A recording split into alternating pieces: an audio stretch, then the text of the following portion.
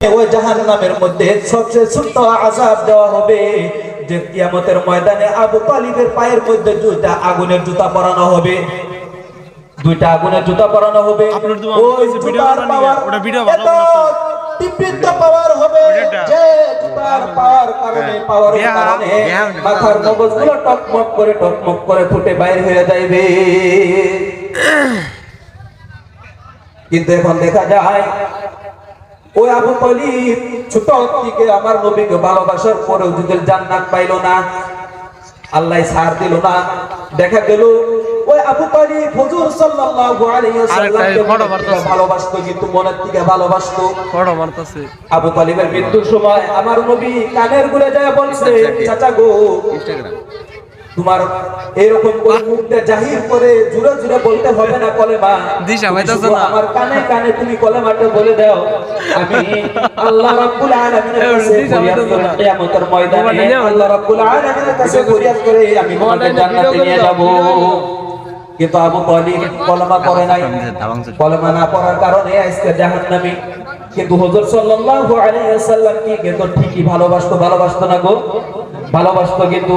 কিন্তু হুজুর সাল্লাল্লাহু আলাইহি ওয়াসাল্লাম আমার নবীরে ভালোবাসতো কথা ঠিক, কিন্তু আমার নবীর আদর্শ কোনদিনও মানে নাই। আজকে আমরা নিজের বিবাদের কাছে আমরা নিজে প্রশ্ন রেখে দেই, আমরা তো মুখে মুখে স্লোগান দিয়ে ঘুরি আমরা নবীর আশিক, আমরা নবীর আশিক।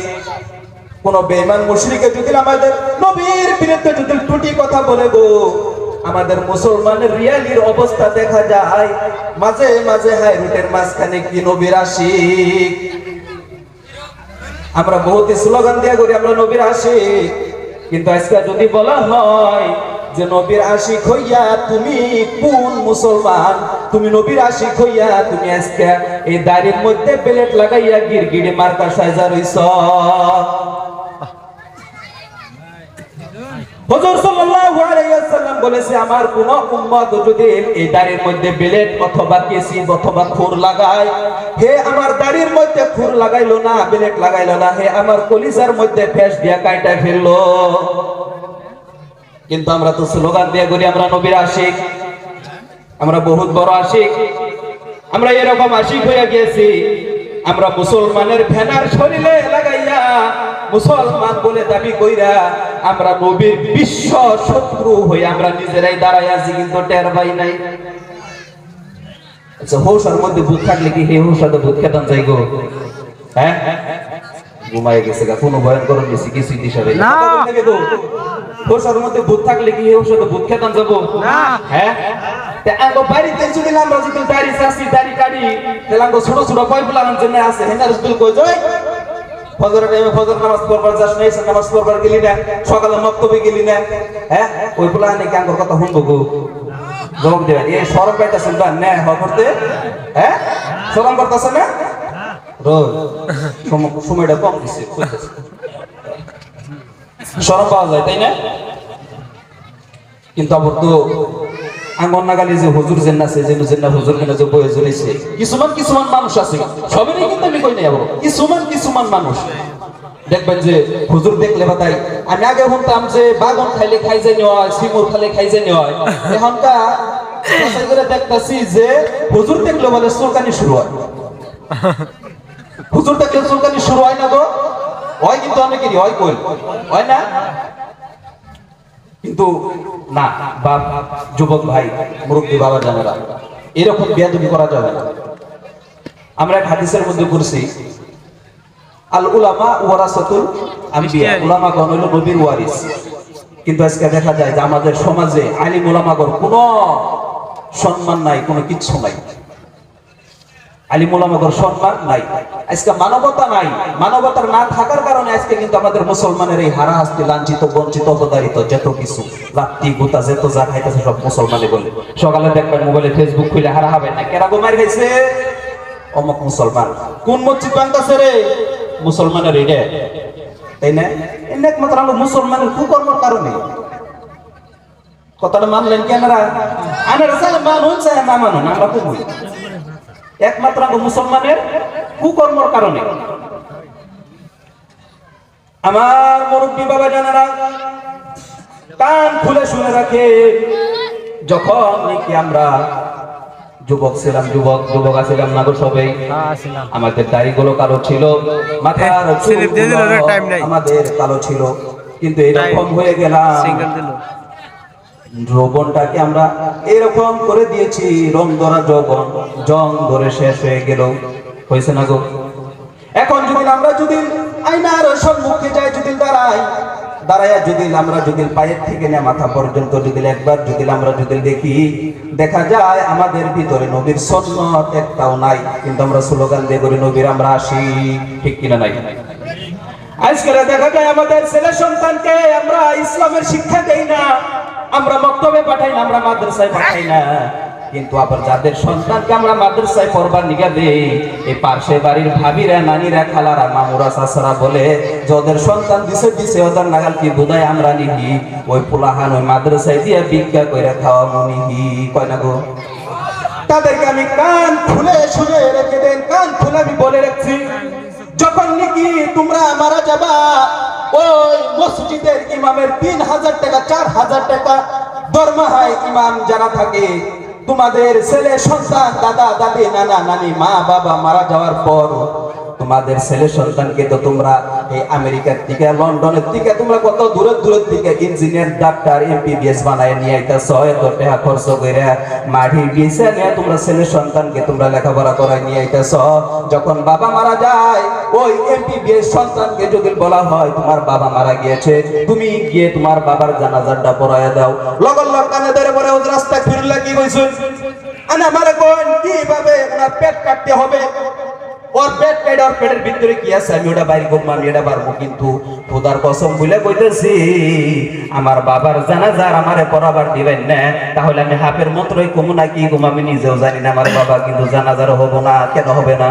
তোমার ছেলে সন্তানকে তুমি মাটি বিক্রি করে তুমি পড়ায় আনছ, ওই সন্তানকে যদি তুমি ছোট থেকে যদি তুমি মক্তবে পাঠাইয়া দিতা, যেরকম করে তুমি সকাল বেলায় বাইরে তুমি ইংলিশ টিউশন পড়ার জন্য পাঠাইছ, যদি একটা বছর যদি এরকম করে তুমি মক্তবে পাঠাইতে, আমার মনে হয় ওই এমবিবিএস সন্তান তোমার জানাজার পড়াবার জন্য সম্মুখে খাড়াইয়া পড়তো, ওই 2000-3000 ঠুঙ্গা মৌলবীর হাতে দইরা হাতে বাইর ধরতো না, আমার বাবার জানাজার পড়াইয়া দে, ঠিক কিনা নাই?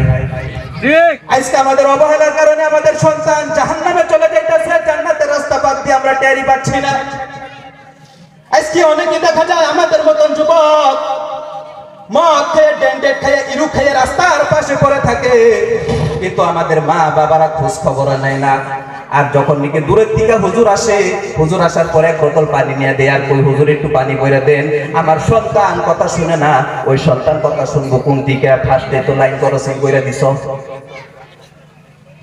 আমার যুবক ভাইরা, আমার মুরব্বী বাবা জানেরা, পায়ে হাত রেখে বলে যায়, যাদের বাড়িতে যুবক ভাই আছে, ছোট ছোট বেগুনা মাসুম বাচ্চা আছে, সকাল বেলায় মক্তবে পাঠাইয়া দিবেন। এই যে আজকে কয়জন পোলাহারেন কুরআন হাতে নিছে না গো, ওনাদের মা বাবাকে যায় না জিজ্ঞাসা করে দেখেন, ওনাদের মা বাবার আজকে কত ভালো লাগতেছে। হাসরের ময়দানে যারা নাকি কুরআন তিলাওয়াত করতে পারে, আল্লাহ রাব্বুল আলামিন বলবো তোমরা কুরআন তিলাওয়াত করতে থাকো, যতক্ষণ পর্যন্ত ওনারা কোরআন তিলাওয়াত করতে থাকবে, কোরআন তিলাওয়াত করতে থাকবে, ওনারা জান্নাত পর্যন্ত এক পালে এক পেলে পেলে এরকম করে উঠতেই থাকবে। কিন্তু আজকে দুঃখের বিষয় বলতে হয়, আমাদের ছেলে সন্তানকে আজকে আমরা ইসলামের শিক্ষায় গুরুত্ব না দিয়ে আমরা জেনারেল শিক্ষায় দিছি। জেনারেল শিক্ষায় যতটুকু গুরুত্ব দেই, ওর থেকে যদি আমরা 10% গুরুত্ব যদি আমরা জেনারেল ইসলামিক শিক্ষায় দিতাম, আজকে আমাদের সন্তান কোনোদিন খোদার কসম খেয়ে আমি বলতেছি, কোনোদিন পাবজি খেলার মধ্যে গ্রুপ বাইন্দা রাস্তার মধ্যে বসে থাকতে পারতো না, কোনোদিনও মদ গাঁজা ইরু ডেন্ডেনের মধ্যে হাত লাগাইতে পারতো না, ঠিক কিনা নাই? আজকে আমরা এই সবার থেকে আজকে আমরা ওয়াদাবদ্ধ হয়ে যাব, আমাদের ছেলে সন্তানকে আমরা ইসলামের শিক্ষায় শিক্ষিত বানাবো। জেনারেল শিক্ষায় তো শিক্ষিত করবোই, কিন্তু ইসলামের শিক্ষায় শিক্ষিত বানাবো তো ইনশাআল্লাহ। ইনশাআল্লাহ ওইরা গেছে আমার একটা কথা বলে বেকারে। সবাই হাত তুলুন, বলুন আজকের থেকে আমাদের ছেলে সন্তানকে আমরা ইসলাম শিক্ষায় শিক্ষিত করবো ইনশাআল্লাহ। করবো তো ইনশাআল্লাহ? ইনশাআল্লাহ একচুয়ালি যাব আশা করে আইছিলাম, সময়ের ভিত্তি কর্ম হিরকম কভার পারি নাই, আওরা গাওরা হয়ে গেছে সব কিবা শর্ট টাইম দেওয়ার জন্য। ইনশাআল্লাহ বহুত আছে, হুজুর আছে। আমার পরে খুব সুন্দর আলোচনা করে, কুকিল কণ্ঠে আলোচনা করবো আমাদের কালবানি জামি মসজিদের ইমাম সাহেব, খুব সুন্দর চমৎকার আপনাদের সম্মুখে ভাষণ রাখবে ইনশাআল্লাহ। আপনারা কেউ যাবেন না। আর এখান থেকে আমরা ওয়াদাবদ্ধ হয়ে যাই, আমরা আখিরে মুনাজাত করা যাতে কেউ না যায়। এই যে এখনকার মজলিসটা কিন্তু খুব একটা ভালো লাগতেছে, কি জানেন বড় বড় মনে হইতেছে, ভালো লাগতেছে কিন্তু ওই যে যুবক ভাই কত বিষয় কাছে আমার আই গিয়া আই গিয়া আনার এটাই গিয়া বহুন বই নিয়ে ওই পাশের দিকে জায়গা দেন, লা ইলাহা ইল্লাল্লাহ লা ইলাহা ইল্লাল্লাহ জোরে লা ইলাহা ইল্লাল্লাহ লা ইলাহা ইল্লাল্লাহ।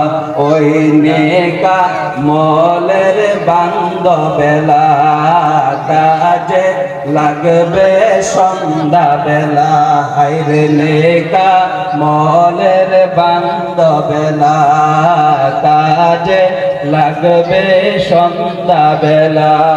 অন্ধকার কবরে তোমার, অন্ধকার কবরে তোমার থাকতে হবে একলা, লা ইলাহা। কি গো এই গান এই যুবক এই গান কি হইছে পাপছি খাতাছো না, হ্যাঁ মইরা তো বাড়াম ফাড়াবো আই যাও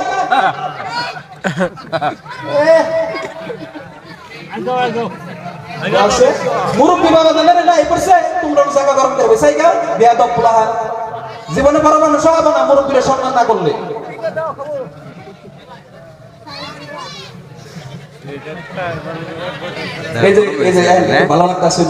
জায়গাটা খালি আছে, 5,000 বই বই তাই না গো, পরিবেশটা সুন্দর আছে।